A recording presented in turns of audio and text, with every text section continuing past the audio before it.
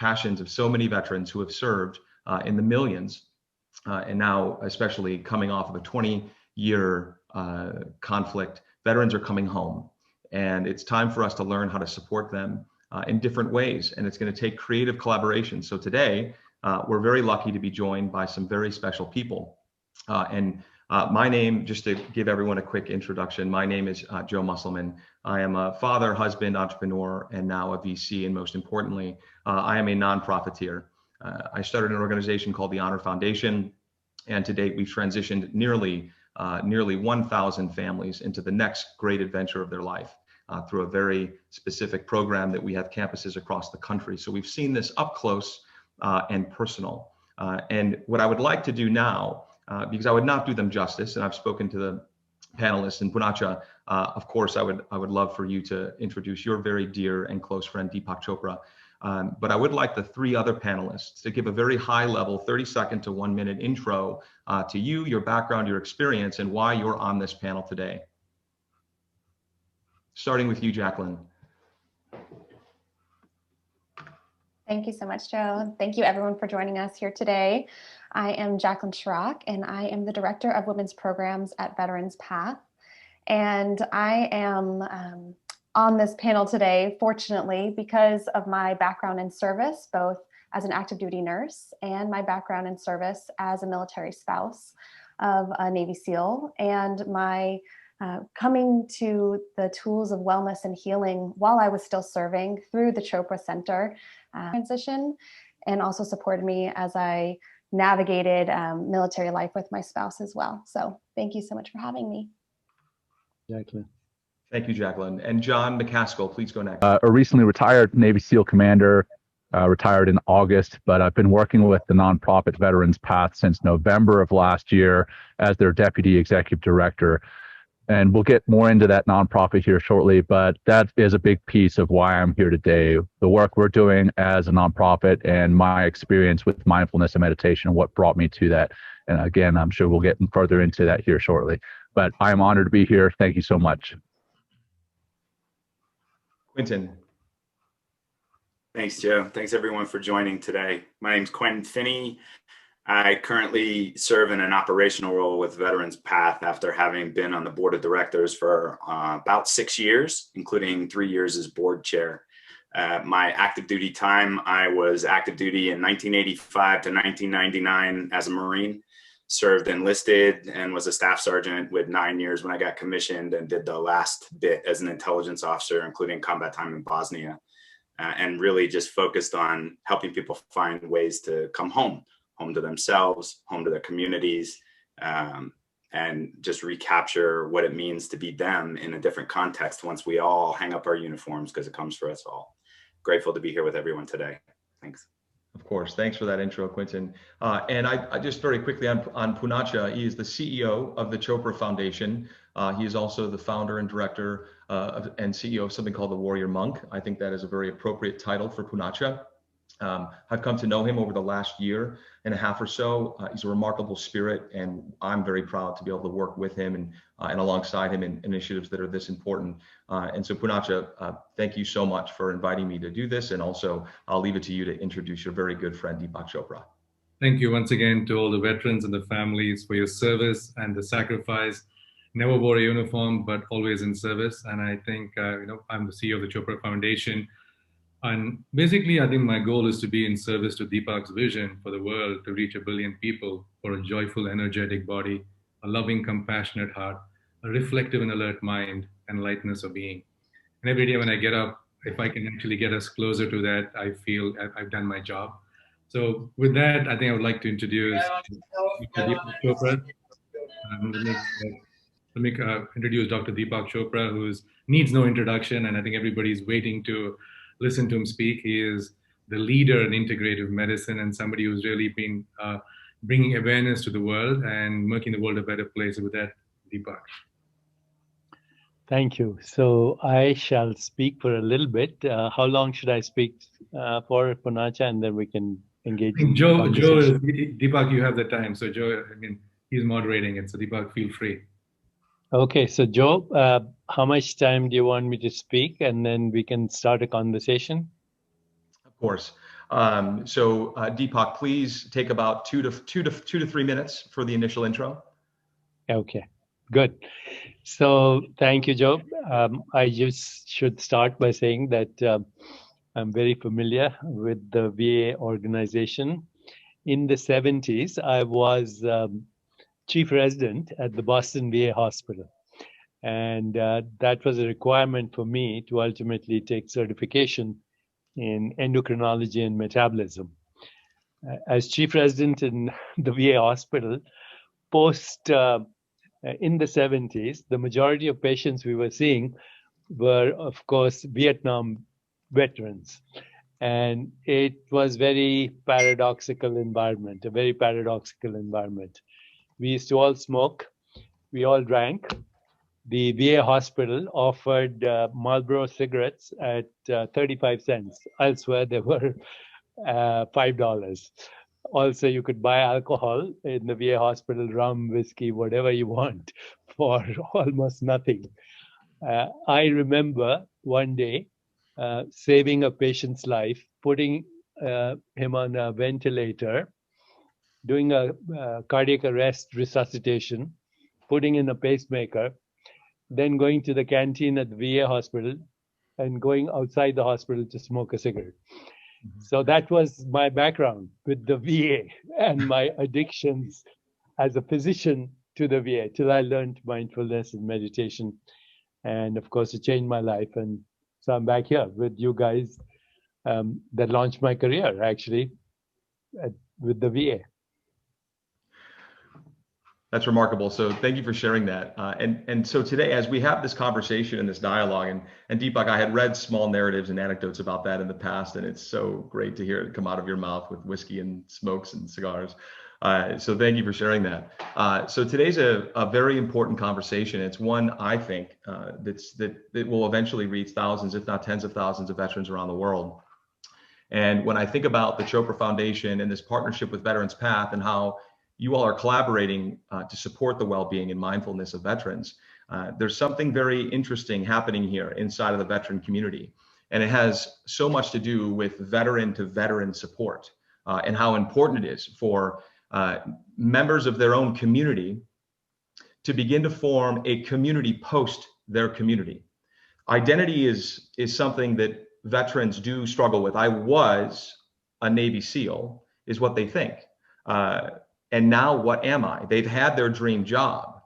What do I do next? That's a very complicated thing. That would be like me, Deepak, asking you to don't be a professional on mindfulness any longer. Like it wouldn't make any sense. So I'm supposed to sit here and tell John McCaskill, you're not supposed to be a Navy SEAL anymore. So what are you? And John, maybe talk about that a little bit first, because I think understanding the context around the mind of a veteran when they make that transition, and walk us through frame by frame what goes on in your mind as you begin to mentally put yourself into this identity of, I am now inside of an in-between moment. I'm in transition. I'm asking myself a very tough two-word question, which is, what's next? Well, a big piece of that, great question, first of all, Joe. A big piece of that, I think, comes with how much time we spend becoming that identity and how much time we want to be that. We want to be in the military. I remember being, 14, 15 years old and wanting to be a Navy SEAL.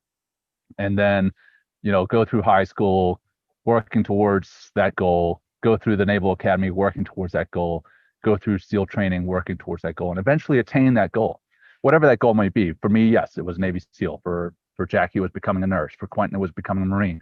Whatever that goal may be, you're working towards that goal for so long.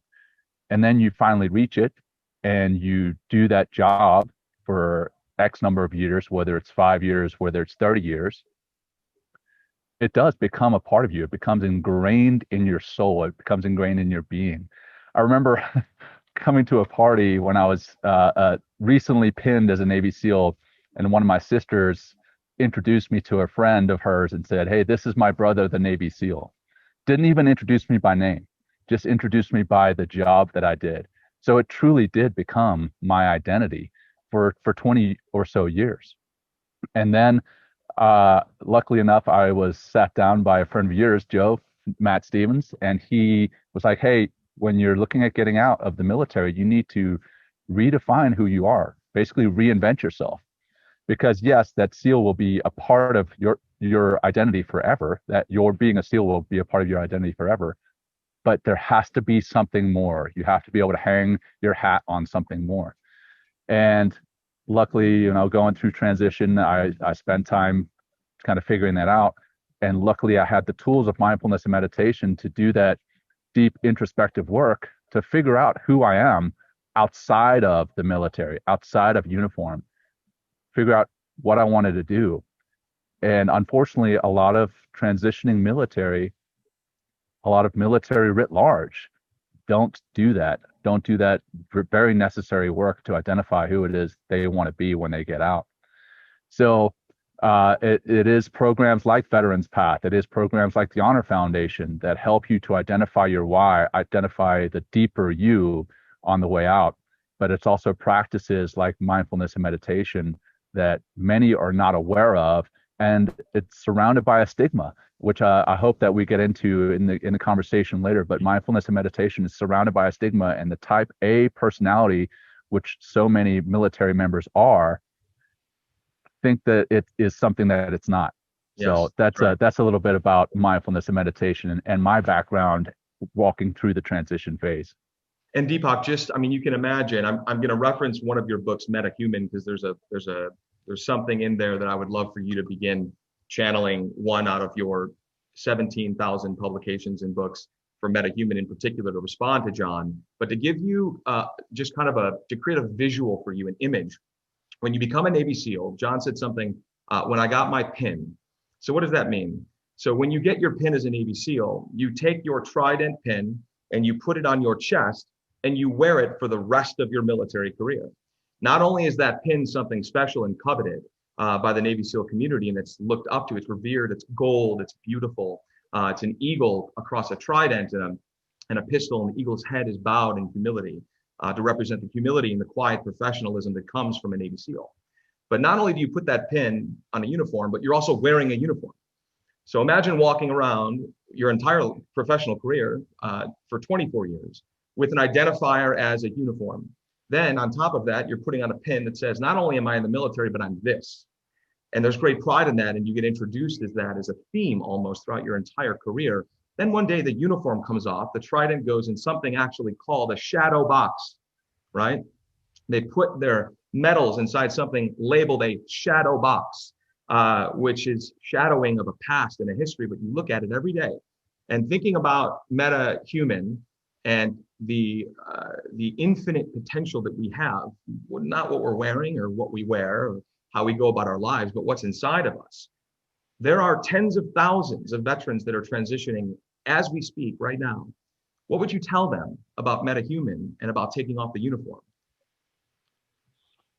Very good question, Joe. And all the input so far from all the participants on this panel has been about identity. So let's just talk about that for a moment, okay?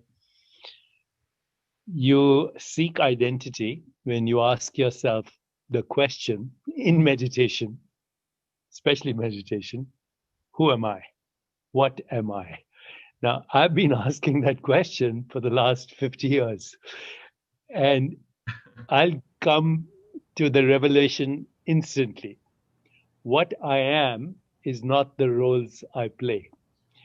Once again, what I am is not the roles I play. It's my destiny to play an infinity of roles, and yet I'm not the roles I play. In a given day, I play the role of a father. I play the role of a husband. I play the role of a doctor.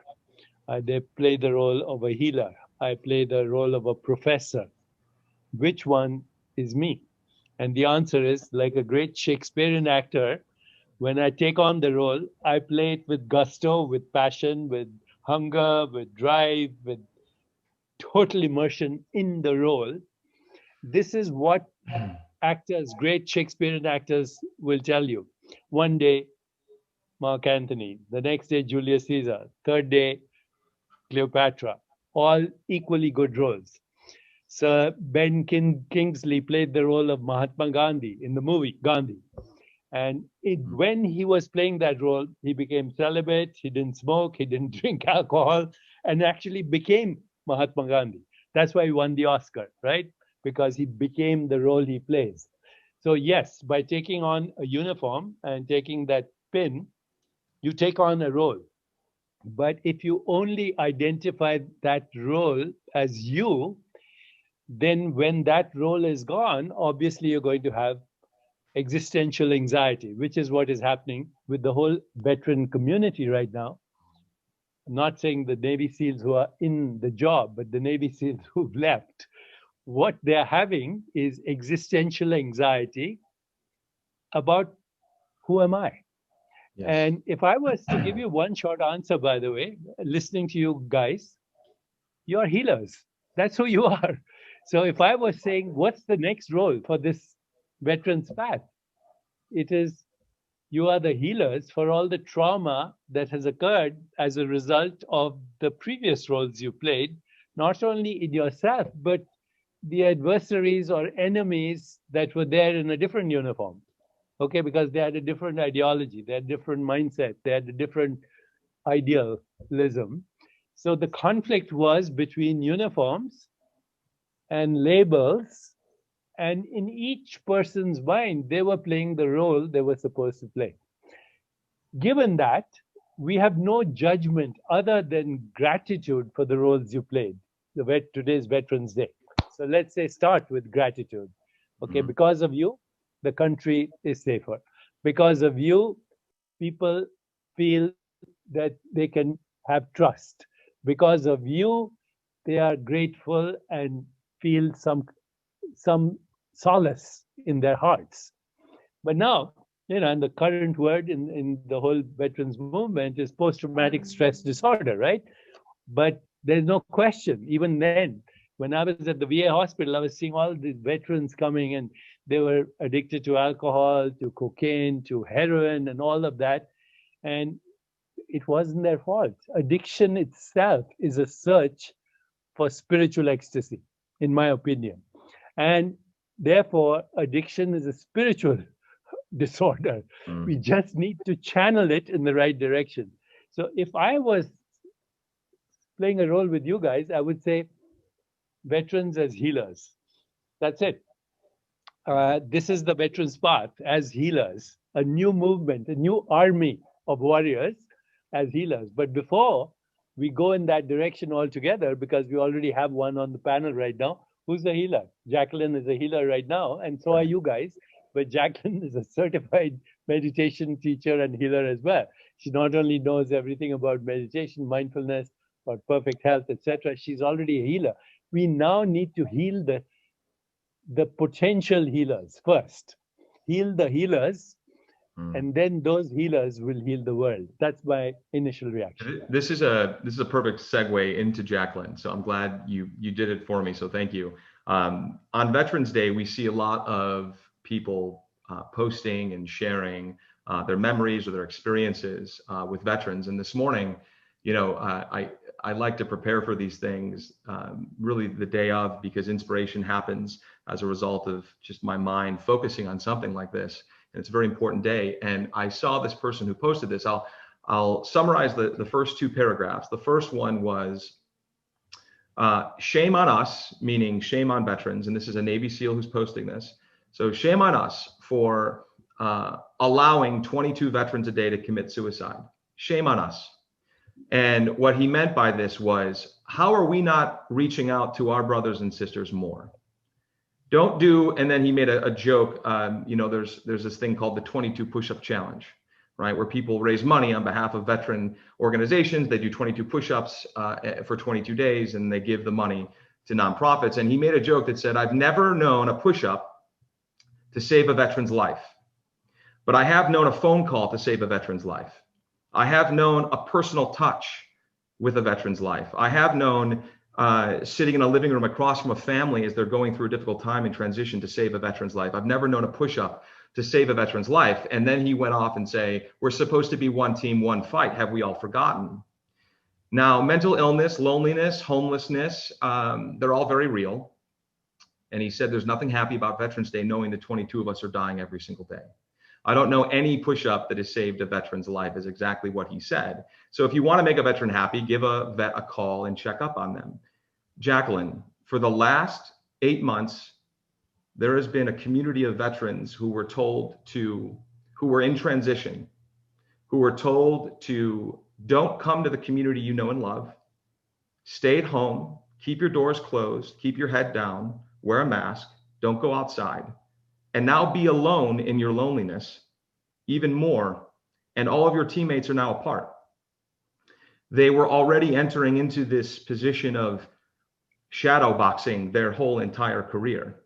And now they're moving on to something which is complete darkness to them, as they were told to go stay by themselves in a room. And what's happening around the world is when you get told to go into your room and stay by yourself, you may realize you're in bad company. And finding ourselves in this position now is very strange. So Jacqueline, being a spouse of a Navy SEAL in transition, being a healer, being a woman in the military, in a very male-dominated environment, not just inside the SEAL teams, but in general, how do you watch, what has been your perspective when we've been told to be by ourselves, and you being a healer despite being far apart? What have you seen happen? So for me, when I was in, the military does a great job at sort of breaking us down and making us back into who we need to be to serve our country, right? They kind of, through physical activity, through training, through yelling, through all the tactics, the mind, body tactics, to really make us soldiers and warriors in whatever service you're in, whatever that looks like, whatever hat you're wearing at the time. And you become very disconnected from who you are because you are serving this greater purpose, but you're also doing things that may go against your natural state.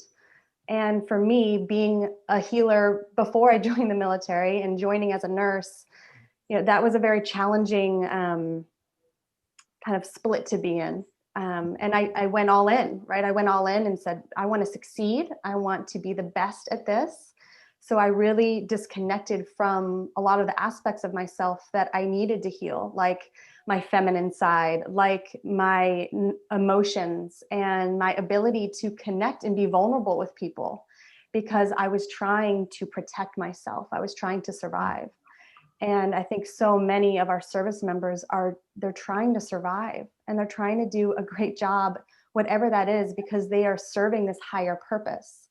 And the military taught me how to sacrifice for the greater good. Nursing school taught me how to take care of other people, but nobody had taught me how to take care of myself and how to be with myself. And that wasn't until I, had a crack appear in this shell I had built around myself of protection. And, first I started to try and band-aid it back up, right? And just be like, well, that's broken. Let's fix that. But I didn't have enough tools, right? So I only had food and exercise. That's what I had learned. So I was like, let's just throw that on top. It did not work. It just created more stress, right? I'm on the pendulum swinging even more into greater stress. And I hit a rock bottom, and luckily found myself at the Chopra Center where, I was wrapped in that support and had all those tools and discovered that the healer was inside me all along, that I didn't have to look outside of myself for healing, that I wasn't broken, that I was just breaking open and breaking free to who I already was. And so for our community that is transitioning, they've been told they're one way. They've been told that their worthiness is wrapped around their identity as an active duty service member. And I'll be honest, when I had to turn in that ID and got a dependent one back, it hurt. Even with all the practice and all the tools, it still stung, because I was still attached to that identity in some way. I had a lot of pride and love for it, but I didn't have to lose myself in the process. Mm-hmm. And what I think is happening right now with the COVID pandemic is, it's been a very painful year for our military community, for our country, for our world. But a light is being shined on these systems that have been broken for a very long time, and these people that are really in a lot of pain and suffering. Oh. And this isolation piece, it's self-isolation as well. And so when we're isolated in our own pain, you could be surrounded by a room full of people. Pre-COVID, you could have a room full of people, right. But if you can't connect and you can't open up from a soul level, a heart space, you're still alone in your pain. And so I think what we need to do is create a bridge of opportunity for veterans and anyone who has served our country and everyone in our country, because the ripple effects of the trauma of war goes to every person in our country, and to really open up a space for that authentic connection to come through, so that that healing can come through, and these shells of protection that everybody is trying to just keep together can start to fall away, and the freedom can start to be felt, because these men and women have bravely fought for the freedoms of our country, but now they're trapped inside themselves, and so yes. it's our duty to help them become free as well. And Jacqueline, this is a perfect segue into you, Poonacha, and Deepak, I'd love for you to come answer a question directly when Poonacha finishes, because I've been lucky enough to have Poonacha at my home several times for dinner, and I'll be seeing him later this evening as well for another event that we're hosting for the Honor Foundation. But the veteran community is incredibly tribal. And when you tell a tribal community, and I'm saying tribal in a sense of homecoming and belonging, according to Sebastian Unger, kind of the way that he talks about tribes. And when we're separated from our tribe, which is what COVID has done, there's a whole new sense of isolation that comes into play. And immediately, I'm thinking, how do we utilize our technology? And we're very blessed. The Honor Foundation is at a virtual kind of solution for our in-person program for quite some time, for nearly 5 years, and we were able to reach more lives. Poonacha, I always talk about people-private and public partnerships are the solution to so many things. And what you have done with the Chopra Foundation, Highmark Technology, in making something available with the partnership of Veterans Path, to me, that is the perfect example of that triangle of people, public, private, organizations, institutional partnerships to reach more lives. So this might be an opportune moment to talk about Veterans Path, the partnership with the beautiful Chopra Foundation, and individual organizations like the Honor Foundation and other folks to reach out to get this message abroad through technology. How do we reach more people through technology? Thank you, Joe. I think this is my passion, technology and well-being. And we say it takes a village to bring up a child. And when you look at the village, this is a village of people who are now how can loneliness be an epidemic? What a tragedy of our times, right? Mm. At the time of so much of technology out there, we have Facebook, all the messaging networks, all the social networks, but there's no intimacy, right? We are an all-time low. And yet we took away the one thing we all did, which is hang out with each other. And so what we have been doing at the Chopra Foundation is really trying to see how can technology democratize well-being? And when we founded the Never Alone movement, we did see there was on mental health and suicide prevention, every 40 seconds, you lose somebody to suicide globally. In this 1 hour call, webinar, more than 60 people would have died. In this great country, every 12 minutes, and obviously we have 22 veterans. So we know that we cannot scale it with people. We have to use technology. This is a great country, we have technology, right? And that really brought in this thing about how can we use technology as an intervention. What we're doing with Veterans Path, we also know technology needs to be personalized. It cannot just be just a kind of a blended thing. So what we're doing here is that taking Veterans Path, who has the domain, who are the healing, the veterans, along with the knowledge of mindfulness, meditation, well-being, which Deepak talks about, the 7 pillars of well-being: nutrition, movement, healthy emotions, sleep, mind, body, connection with the circadian rhythm and awareness, using contextual content for veterans, and then using technologies like X2AI, which is an emotional AI chatbot, which we just launched today. Mm-hmm. And I think the name came from the Veterans Path team, which is Health Emotional Resilience Operator. And really go to the Veterans Path website. You'll be able to talk to a messenger, really excited about it. And then we're connecting it on the back end with a 24/7 crisis line with the Vet Advisor. And then down the road, we're in conversation with Rutgers University to have a veteran pick up a phone call. So I think we are at a unique time. We don't have to do this alone. We should always collaborate.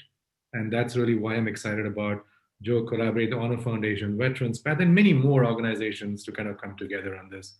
And I'll pass it over to Deepak. And Deepak, the one thing I want to pass the baton off of this question with something that I've always said, and I'll argue this to the death. And John, we can debate about this anytime, man. That the veterans did not, SEALs, Navy SEALs, special operators, special forces, Marine Raiders, PJs in the Air Force, all of these special forces inside, that are inside subcommunities of a subcommunity of a subcommunity of the military.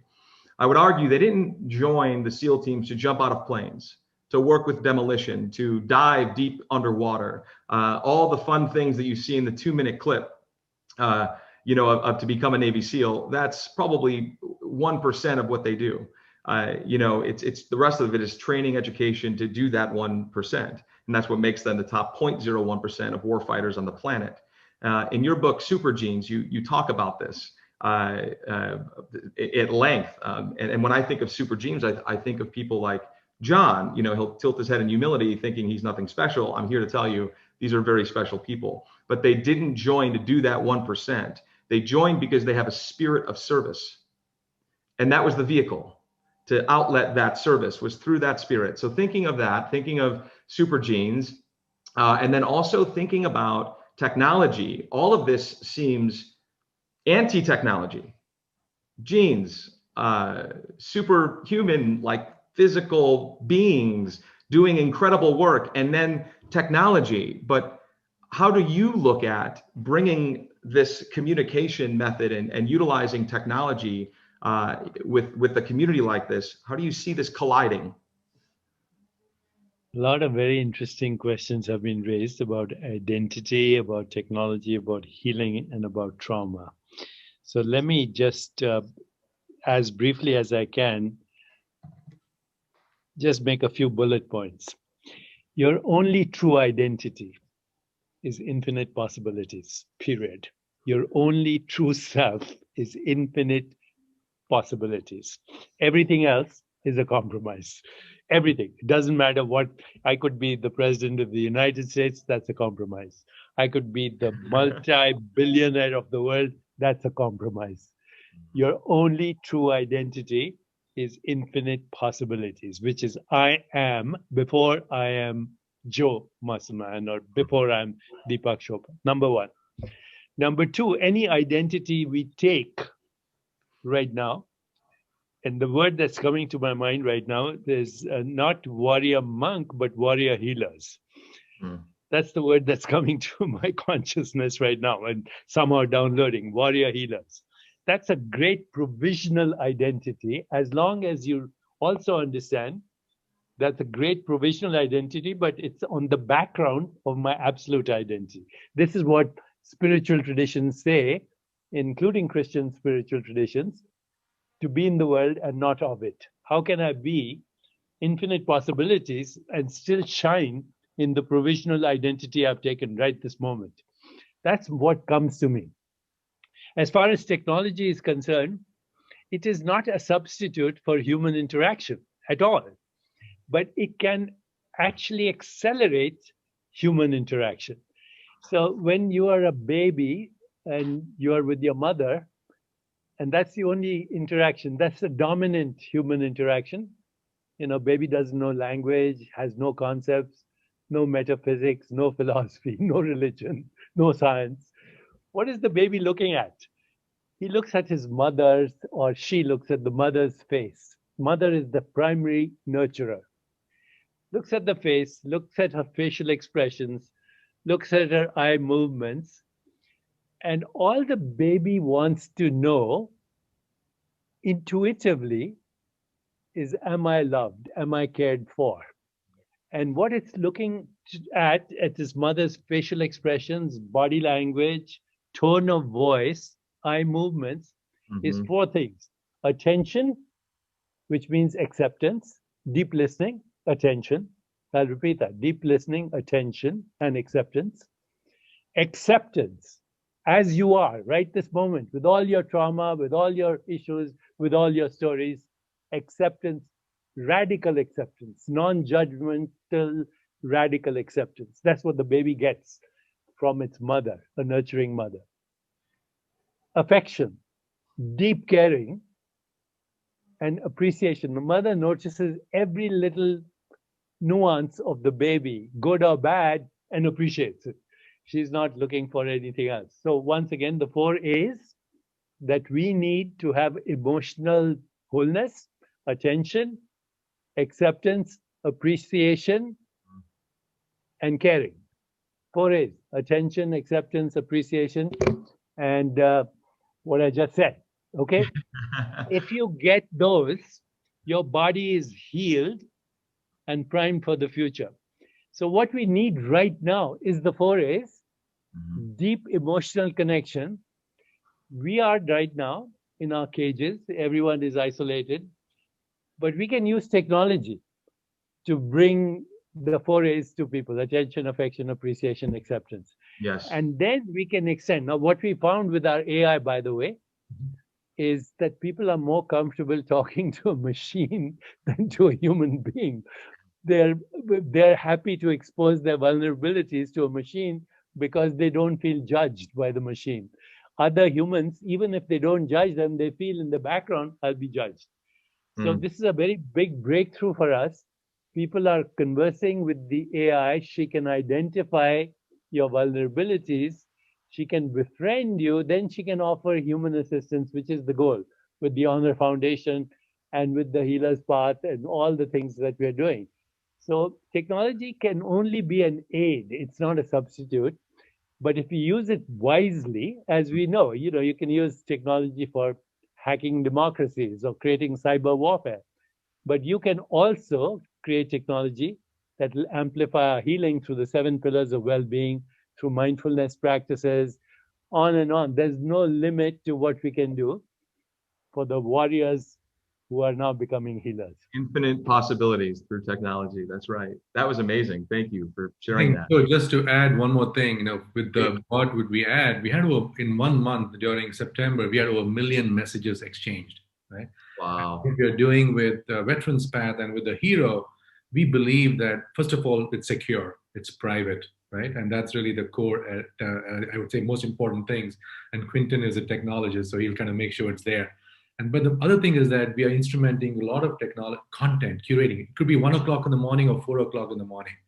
You can always talk to somebody, right? That's the beauty of technology, right? And you can have this conversation, we can offload you to somebody else. So we're excited. That's remarkable. And Deepak, you brought something up that acted as a little bit of a trigger for me. And it's a very emotional story, and without telling the whole story, but founding an organization that supports members of the special operations community, they've been the tip of the spear for the last 20 years into every conflict, into every major battle. Like, there has been an element of special operations present all over the world. Right now, as we speak, there are thousands of Navy SEALs deployed in around 80 countries right now as we are having this conversation. And even in times of peace, relative times of peace, people are still deployed. Or in a deployable status, which means you're on edge to be deployed. And Deepak, you said something that really triggered an emotional story. I sat with someone, and this question is going to be going to Quentin and Jacqueline and John. I sat in hundreds of living rooms to learn the story and to empathize with the community I meant to serve, so I could understand the pain and the vulnerability. I needed to be present in those conversations, listening intensely and fiercely, so I could help solve a very big problem. But I needed to assume some of that myself to understand it truly. And there's one conversation that jumped out in my mind. I sat with a very senior member of the Navy SEAL community who was getting out exactly at 20 years. And he made a comment I'll never forget when I sat down with him. And this goes to Deepak, some of your more recent work on leadership.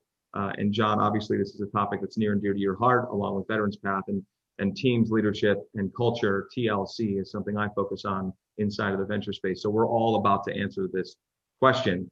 I want the answers to be felt by members of the active duty military community who have people in their charge, not in charge of people, but soldiers, airmen, Marines, veterans who are in their charge right now, going through this pandemic and feeling separated from their tribe. I sat in front of a 20-year Navy SEAL and I said, why are you transitioning out? And he paused, he teared up a bit, and he said, because you are the first person to ask me that question. And, you know, putting myself in that room, I do get emotional, and it is a trigger for me because there are hundreds of people right now, thousands of veterans considering what to do next with their life, not just within service, but in general.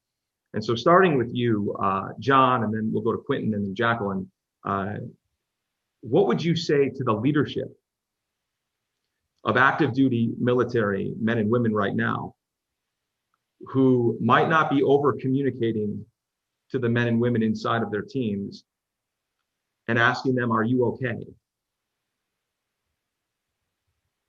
That's a powerful question, Joe. It starts with a stigma. And I think there's a stigma that surrounds what has become known as a weakness. If you're reaching out for help, then you may perceive yourself as weak, when in fact it's completely opposite. If you're reaching out for help, that's a sign of strength. If you wait until you fall on your face and then you get help passively from somebody else, then that's too late. If you notice that you need help up front and you reach out for that help, then that is a sign of strength. And as a leader, breaking down that stigma begins with you. I remember when I was young in the teams, if someone sought any type of mental health support, in the back of my mind, I thought, well, something is wrong with that person. And then I started to see the challenges myself. And I realized, okay, those people that I judged before, I was wrong in that. And I took it upon myself that, hey, I needed to break this stigma while I was in the teams. And I put this big calendar behind me at my desk. And whenever I had a counseling session or whatever the case may be for mental health, I would circle it in big red and write mental health appointment. And I remember some of the guys would come up to me like, hey, boss, you okay? Everything okay?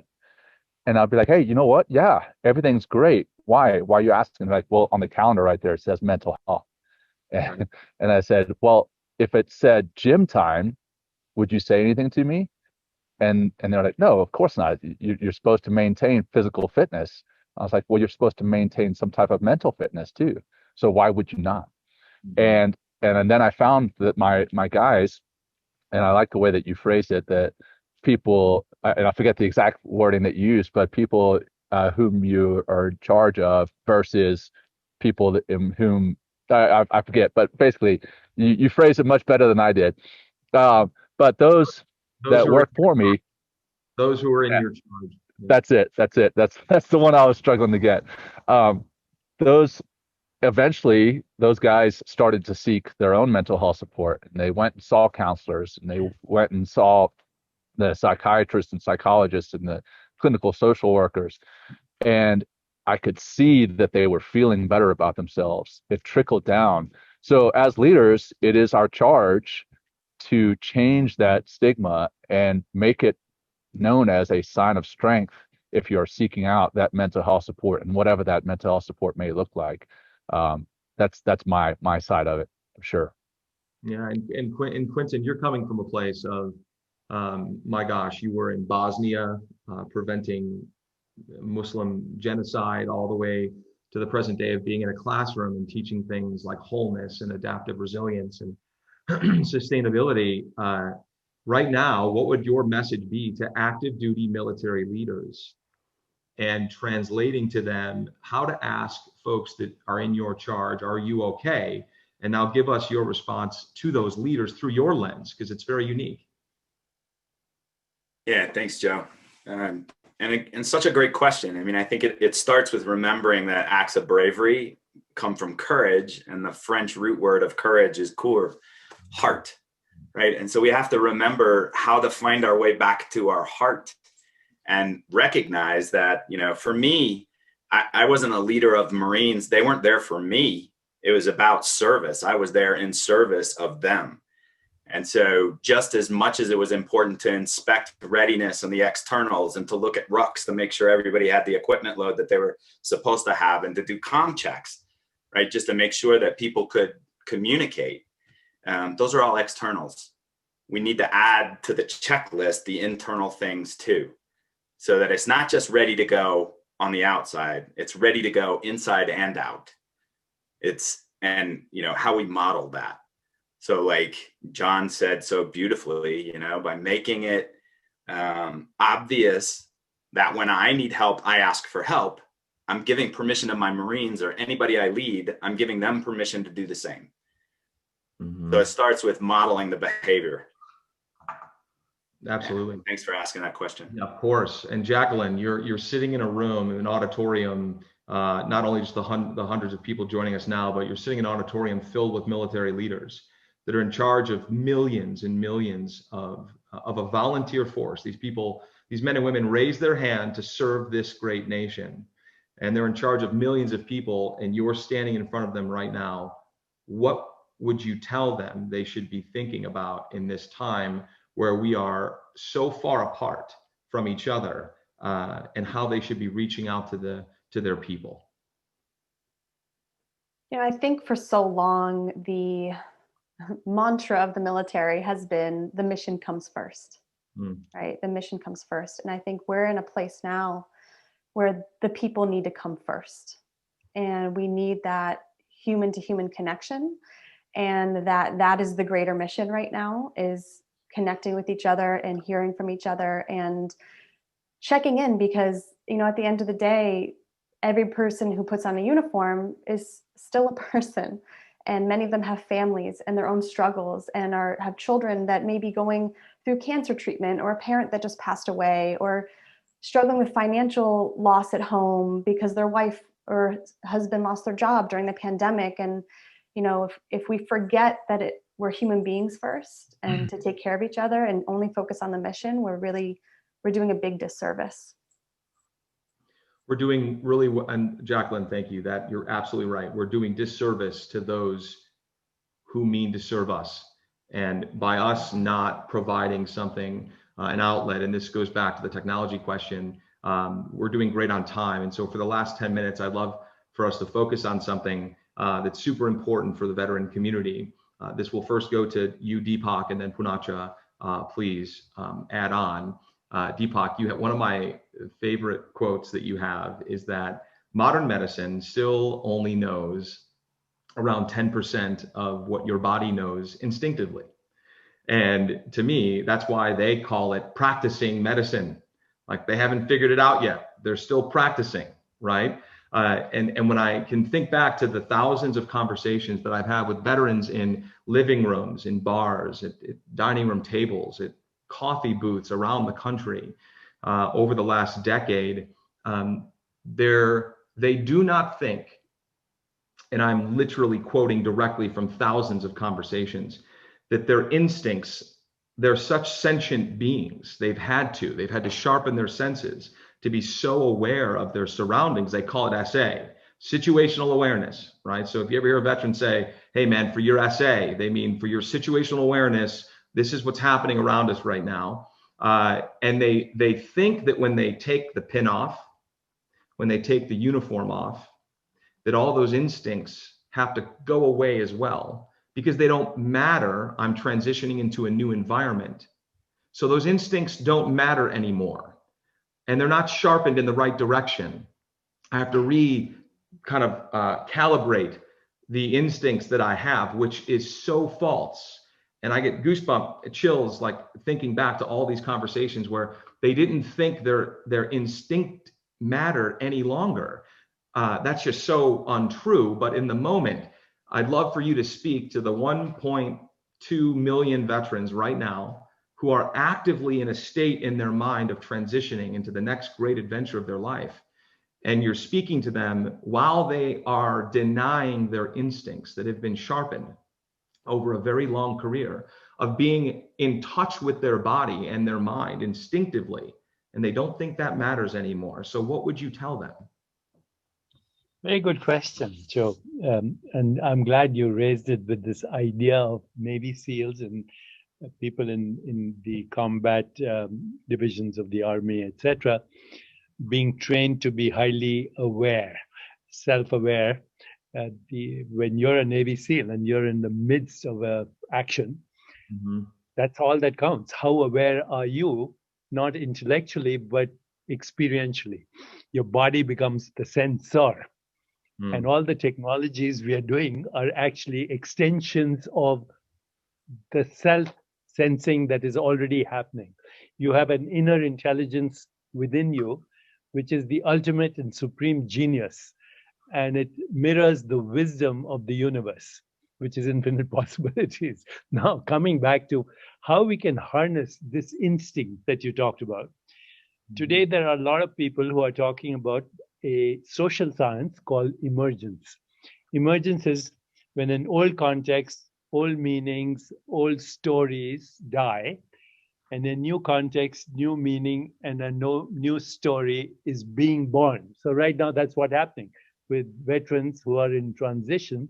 An old meaning, an old context, old story is relevantly or relatively dying, and a new story is emerging. So there's a death and there's a resurrection. Now we know that when there's a death, there's also grief. Grief is when a way of being in the world is taken away. Actually, right now, the whole world is in grief because of the pandemic as well. And I see a lot of grief in this group right now, a lot of trauma, a lot of grief. Grief goes through several stages. The first is victimization. Why me? Okay.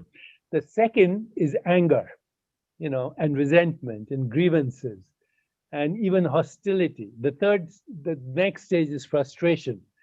The next stage is resignation.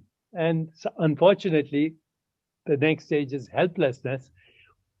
When you get to helplessness is when you start seeing those 22 suicides a day. Those are the stages of grief. Now, some people find acceptance. And as soon as they find acceptance, they find meaning. So I would ask all of you right now, first to accept what is. We can't change it. Whatever is happening, this moment is happening. It's a result of the past, but there's also a future. But right now we find acceptance, and then we ask yourself, what does it mean? And once you ask yourself, what does it mean? There's a possibility of a new story, a new context, a new emergence. So let me summarize by saying emergence happens. And by the way, when I say healing, I only mean a return to wholeness, a return to the memory of wholeness, who we were before we got programmed into this identity or this identity. So science of emergence says when you have shared vision, when you have emotional bonding with everyone in an ecosystem, and when you complement each other's strengths, you can achieve anything and you can rewrite a new story. So once again, shared vision, which is the role of the leaders, complementing each other's strengths. You were trained very skillfully in your strengths. Don't forget them, okay? And then complement each other's strengths. It's like a good sports team. That's what the Navy SEALs are. All you guys in the Army are a sports team. Don't forget that. The sport enthusiasm. You go there winning, you have an emblem, you have a flag, you have a pin, you have a uniform. Well, that's emergence. What is the new story for you guys? And how will we make that story emerge into the world, not only for veterans and everybody, but with veterans maybe leading the emergence for a new humanity. Rethink humanity right now. Deepak, phenomenal. And you sparked a thought in my mind, and something that I say often to help people put this situation into a contemporary context. And it's also a big reason why I would follow Poonacha into battle, into this mission, like any day of the week and twice on Sunday, because this is what is happening. You brought up sports teams. There's very few people that I know. No one really asks what happens to Olympians after the Olympics. what happens to Navy SEALs after they've been a Navy SEAL? And it was this question that sparked the founding of not just the Honor Foundation, but a surge of veteran transition organizations like Veterans Path and all of these other places. The non-profiteer community and the philanthropic community exists because something is lacking in government or something is lacking in society. And up in the middle comes the non-profiteer. Up in the middle comes philanthropy to solve really big problems that are being overlooked by either of those two institutions. And so I think of Veterans Path, and I'm looking at Jacqueline, and I'm looking at John, I'm looking at Quentin, and I'm looking at Poonacha of the Chopra Foundation, and what you for, and of course, Deepak, we would not have a Chopra Foundation if it was not for Deepak Chopra, and of course, all the folks that contribute to make all your research happen. So for the last couple of minutes, let me just ask each of you individually, starting with you, Jacqueline, how do you think about the non-profiteer space and the role that it plays in bringing veterans through this next big transition of their life through the resources of Veterans Path, Highmark Tech, Chopra Foundation? That's the question to all of you as we close this out. So Jacqueline, please go first. Ladies first, as always. Thanks, Joe. You're welcome. So, I mean, I think you kind of hit it on the head, right? There's a big gap, right? And I really see everything we're doing as bridging that gap. For me, when I served I had my wellness and my holistic practices on one side, and then I had my active duty family on the other side.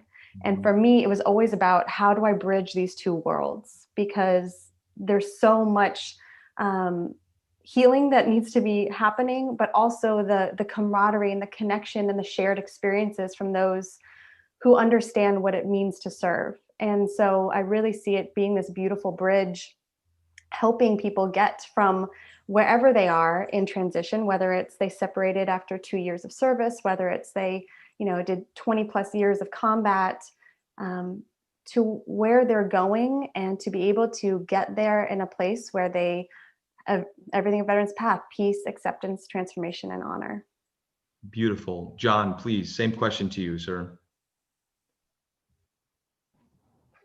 I had trouble unmuting there for a second, but yeah, I'm glad Jackie brought up the acronym there: peace, acceptance, transformation, and honor, and that's where PATH and our name comes from. I mean, that is so important, and that's what Deepak has hit on multiple times here is the acceptance of who we are. But to answer your question, there's a sea of goodwill out there. So many people who are wanting to help the transitioning service member and the veterans.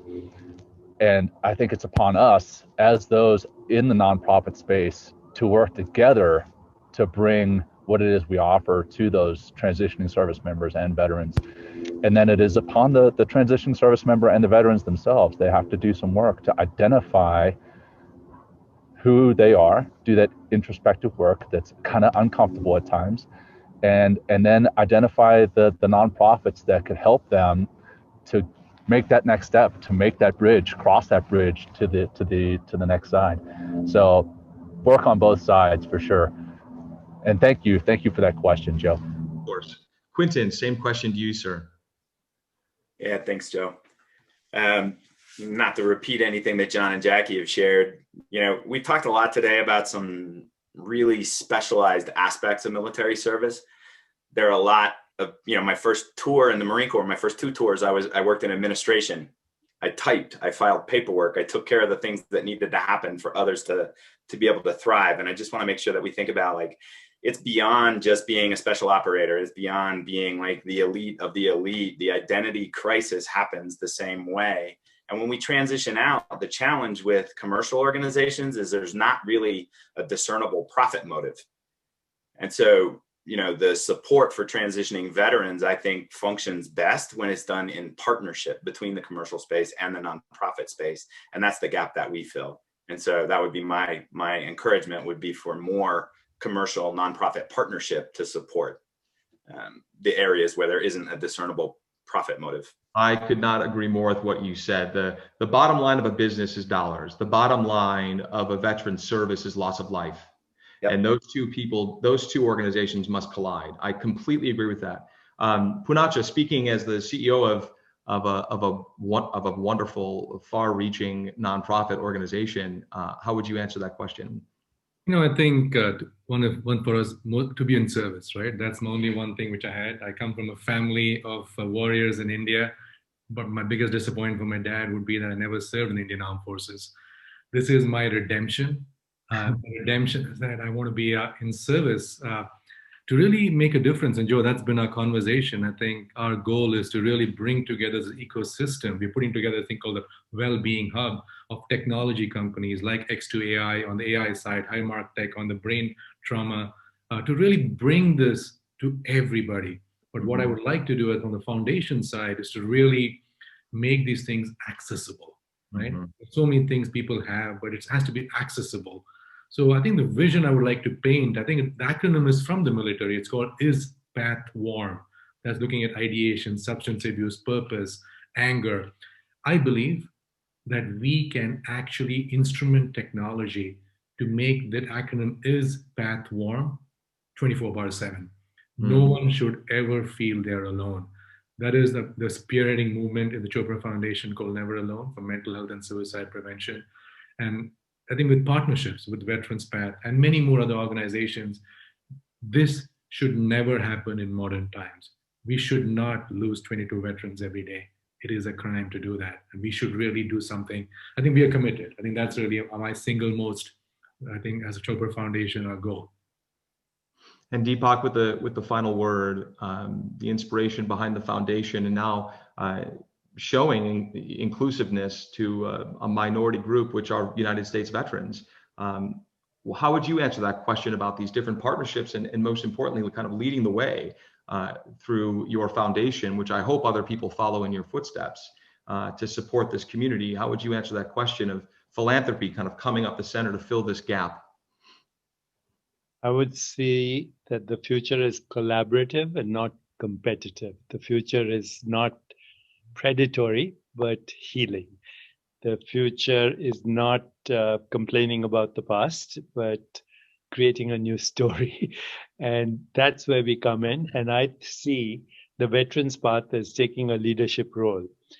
When we have time, I will introduce, as we move into the future, the 7 principles of leadership: listening, emotional bonding, awareness, daring to dream, acting on the dream, empowerment, responsibility, synchronicity, all of that. But right now, I see the future of this path, the Veterans Path, as being leaders for a new paradigm, for a return to wholeness, a return to healing, a new story for humanity. We will create that critical mass for a more peaceful, just, sustainable, healthier, and joyful world. But let's start somewhere. And that somewhere is all the nonprofits collaborating and then harnessing the capital power of commerce, of business. Business is a very big leader in the world. Business, yes, is motivated by profit. But business right now is also feeling guilty about not taking responsibility for the well-being of society. So collaboration between us and corporate sponsors who are authentic, who believe in a higher cause, who have integrity, and who take responsibility with us, the nonprofits, is the key for emergence. We cannot exclude business. We need to harness the power of business for our collective cooperation. Absolutely. Nailed it. And so I never leave one of these without, go ahead, Poonacha. Joe, I want to ask you one question. I want to ask you the question. You had the Honor Foundation, then you started Fathom Ventures. How are you bridging nonprofit now with the VC? What are you doing for the veteran community? Yeah, so the first question is, how did I bridge? And then how do we impact the veteran community? It's one and the same question in a sense. What I learned at the Honor Foundation is a very simple acronym. I kept hearing from the transitioning veterans for years. What are you looking for next? Joe, I want to be a part of a great team. I want to follow a great leader, and I want to be part of a great culture. Joe, I want to be part of a great team. I want to follow a great leader, and I want to be part of a great culture. It didn't hit me until many years later that TLC, Teams, Leadership, Culture.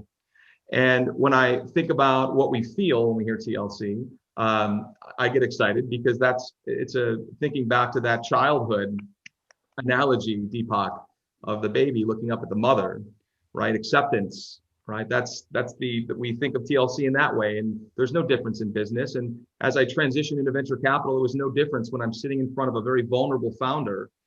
I don't know how to create teams. I'm 25. I don't know how to lead. Everyone keeps talking about this culture thing. It's like a petri dish. I don't understand it. How do you arrive at a great culture? Well, there's a prescription for that. So what I'm really figuring out is that we're all looking for TLC one way or another. We're all looking for great teams to be a part of. We want to follow great leaders, and we want to be part of a great culture. And COVID has only accelerated the need for this. And my last ask, so thank you, Poonacha, for the question. What are we doing for the veteran community? Well, I've assembled a cadre of leadership coaches for our founders to work with. And the only requirement for them to be part of this cadre is they needed to know nothing about venture capital. So if I asked them, what do you know about venture capital? They needed to say nothing. And luckily they're humble leaders. So they say, Joe, I don't know the first thing about venture capital. You're hired. That's perfect. You need to know about TLC because that's what we're craving, right? So Poonacha, I appreciate you asking that question. And my last ask, that I have to leave these things with an ask. So everyone who's watching this, and I hope this spans across the globe and millions of people see this, I would say this, my ask is this: the number one reason why people do not get involved with philanthropy is they don't know how. That's the number one reason. And so I would say this: please visit choprafoundation.org and find a way to collaborate with this institution. choprafoundation.org. If you would like to write a check, write a check. If you'd like to volunteer your time, volunteer your time. But get involved. That's how you get involved. Take the first step. And then the second thing, of course, is to go to veteranspath.org. You have to see the work that they're doing and support Quentin, John, and Jacqueline. These people, public-private partnerships are very important. So to the whole audience, please visit veteranspath.org and choprafoundation.org to learn more and get involved. Don't be a victim of not knowing how to get involved with nonprofit and philanthropy. It's truly the future to a collaborative world. So thank you to all of our panelists. Deepak, thank you so much for your time and your talent. And Poonacha, thank you for inviting me to play a small role in this today. So I appreciate you all very much. Thank you. Thank you, Joe. Thank you, everybody. Take care. I'll make sure the recording is available online and everybody can share it. Thank you all. Thank you.